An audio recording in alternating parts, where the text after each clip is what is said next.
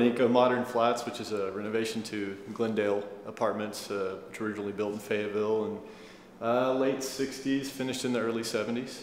So a renovation project we've been working on for about a year and a half. Yeah, Almost done. Almost there. The original design of the complex, obviously, especially from the exterior, is pretty obviously, mid-century.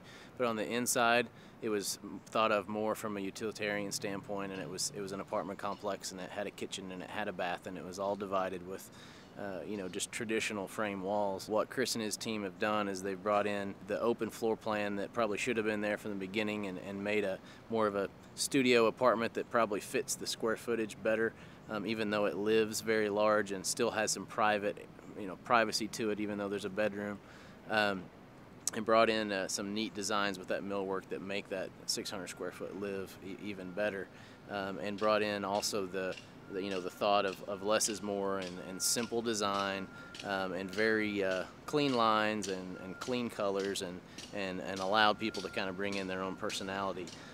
But kept it simple. So we kind of developed the transformer wall, which allows your TV to mount here and rotate. So from the bedroom side or from the living room side, or angle it towards the kitchen, you can really live in a simple open space, and it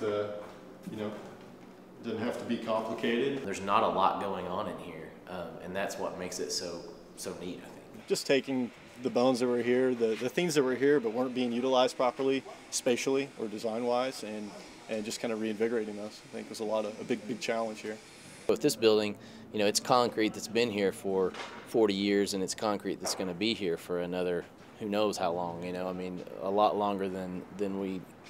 Who knows? It'd be plenty long enough to make a very viable investment and a smart investment into refurbishing the building. So it made a lot of sense that way, because even though it is a 40-year-old structure, we've got a brand new building, inherently, and the value is the same or better, frankly, than a new building, because you've got much more durable materials than you could ever afford to build with now.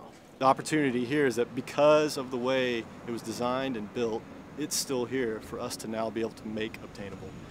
People who normally wouldn't get to experience modern design and that type of aesthetic formally are now able to get it obtainably. To see the demand for that is probably even better than what we could imagine. Turns out, I think there are more people who want the minimal architecture, that they want that type of space to exist in and live in. I think it's ringing true that is a desirable thing, and we're fortunate to be able to provide that.